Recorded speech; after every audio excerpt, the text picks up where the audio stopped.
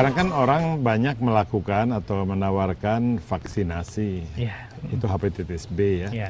Itu apa gunanya tuh? Apa mengurangi risiko secara signifikan atau menghilangkan atau bagaimana? Ya, untuk hepatitis B memang di banyak negara sudah terbukti bahwa pemberian vaksin hepatitis B bagi bayi-bayi yang baru lahir menurunkan kejadian dari hepatitis B tersebut. Dan itu seharusnya bisa diikuti pula oleh kita di Indonesia. Hanya bagi bayi yang baru lahir ya? Kalau untuk orang dewasa atau anak-anak bagaimana? Ya, tentu untuk orang dewasa tentu hal yang sama akan bisa terjadi karena daya lindung dari vaksin hepatitis B itu bisa lebih dari 95%. Sehingga ada periodenya nggak kalau orang sudah divaksinasi satu kali itu seumur hidup atau harus secara rutin sekian tahun sekali? Ya, saat ini kebijaksanaan yang kita ambil adalah bahwa tidak perlu dilakukan pengulangan. Jadi kalau sudah dilakukan imunisasi dasar 3 kali dalam 3 kali, setelah itu tidak perlu lagi dilakukan pengulangan karena daya efektivitas dari vaksin tadi masih bertahan sampai lebih dari 20 tahun kemudian. Jadi tidak perlu diulang lagi kalau sudah imunisasi dasar.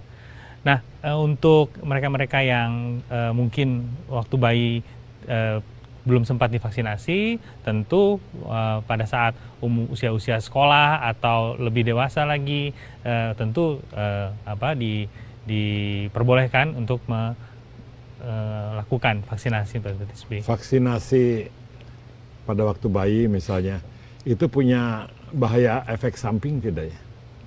Tidak ada efek sampingnya Pak. Tidak ada ya? Tidak ada. Jadi ya ambil aja, paling biaya pertimbangan. Iya, biaya pertimbangan. Apa bisa dikatakan harus masuk kumpulan standar vaksinasi bayi yang dilakukan? Oh ya, saat ini vaksinasi untuk hepatitis B sudah masuk dalam program imunisasi pemerintah yang diberikan untuk gratis ya untuk semua bayi-bayi tersebut. Dan itu 3 kali juga? 3 kali, iya. Apa akibatnya hepatitis bagi orang yang pernah menderita terus disembuhkan? Ada damage yang permanen nggak? Oh ya, saya kira demikian tuh Pak Wimar masalahnya.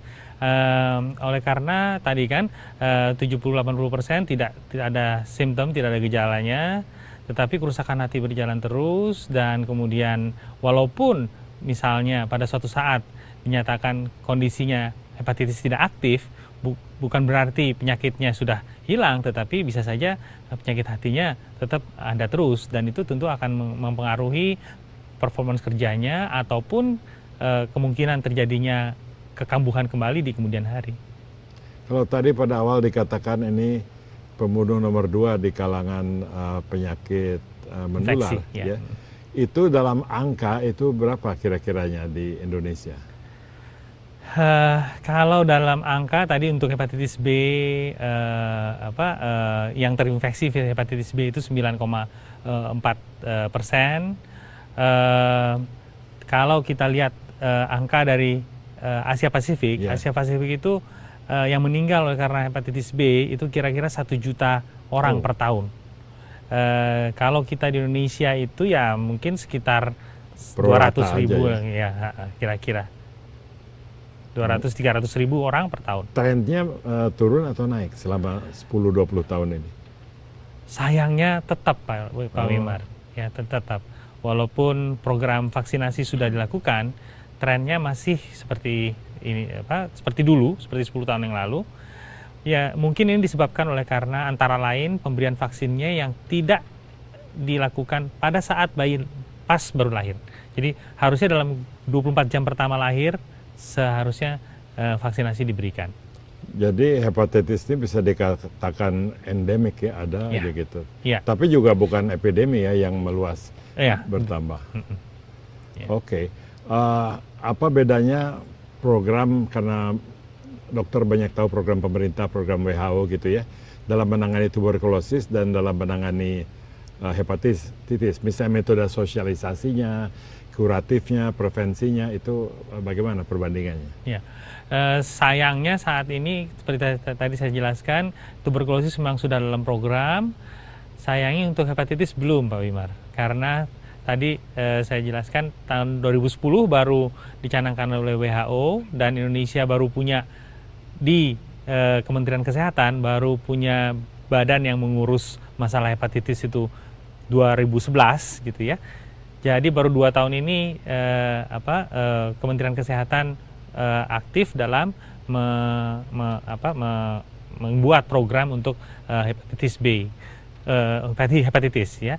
Sayangnya sampai saat ini belum ada satu program yang menjangkau sampai ke puskesmas untuk hepatitis. Memang sedang dibuat, kami juga ikut berpartisipasi aktif dalam membuat program tersebut. Mudah-mudahan tidak lama lagi kita bisa merasakan di puskesmas hepatitis menjadi salah satu program dari puskesmas tersebut. Makasih, kita akan break untuk sekali lagi untuk kembali pada masalah hepatitis dengan Dr. Rino Alfani Gani.